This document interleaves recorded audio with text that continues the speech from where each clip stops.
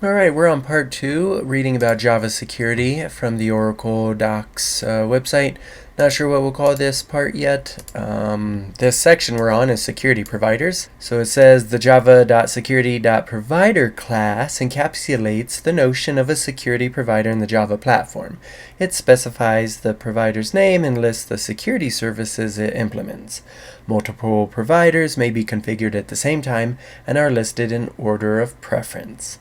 When a security service is requested, the highest priority provider that implements that service is selected. So a good question might be, what class provides providers? Well, let's use the synonym. What class provides security services to the Java app?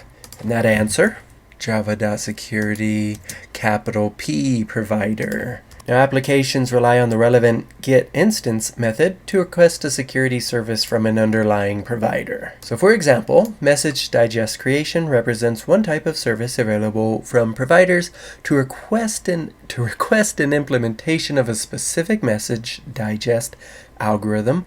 Call the method java.security MessageDigest.getInstance. Looks like we can copy it.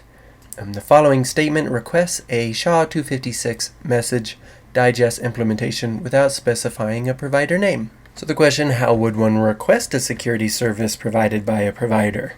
Answer, use the relevant getInstance method. We can see that right here.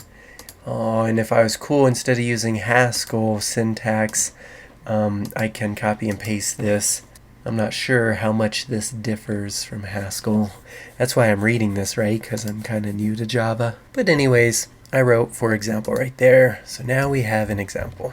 Now the following figure illustrates how this statement obtains a SHA-256 message digest implementation. The providers are searched in preference order, and the implementation from the first provider supplying that particular algorithm, provider B, is returned. So let's look at this.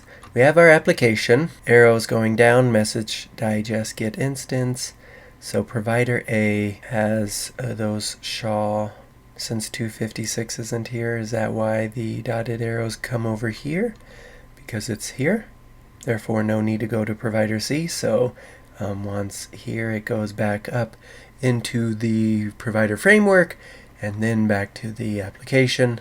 The application now has a SHA-256 message digest. In case you need to know what a message digest is, it's simply a hash of a message.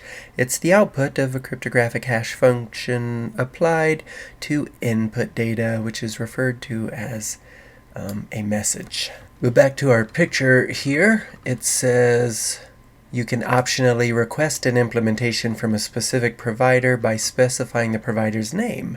The following statement requests a SHA-256 message digest from a specific provider. It looks like this. So let me do maybe example 2. So yeah, the additional parameter right here, provider C.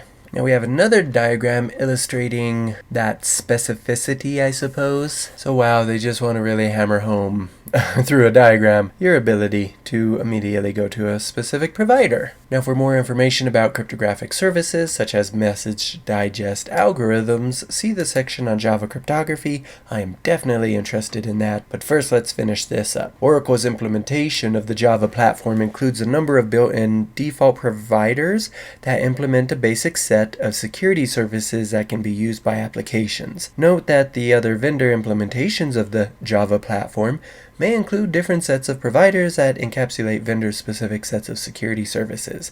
The term built-in default providers refers to the providers available in Oracle's implementation. And at the time of this recording, I literally just saw a little tweet about Oracle buying TikTok. I'm only mentioning that so you can kind of have a time frame of when I'm making this video. So my question, the name of the providers in this video are unique to each implementation of the Java platform. Long question, one-worded answer. Oracle. It's one of those types of questions where it's a teaching question, more of a legitimate question, I suppose. Well, let's read about Java security classes. Now, the following table describes some of the names, packages, and usage of the Java security classes and interfaces. 2 dots. Are they either missing a dot or did they provide an extra? Anyways, we got a package, java.lang. The class interface name here is security exception. Usage indicates a security violation. It's in that module. Alright, I won't read all of these. Maybe just some class names, interface names, and usage, like security manager mediates all access control decisions. System installs the security manager. Access controller called by default implementation of security manager to make access control decisions. Then we have domain load store parameter, stores parameters in the domain keystore, DKS. I love knowing what acronyms stand for, so I'm always on the hunt for that. Then key represents a cryptographic key. The keystore represents a repository of keys and trusted certificates. Okay, I think you guys get the point of that. Definitely don't want me to read all of that. And now that we're on Java cryptography, let's just make this video super short. And this is, I believe the title should be Security Providers. Well, I mean, they went over classes. That should be good. Security Providers and classes. Thanks for watching.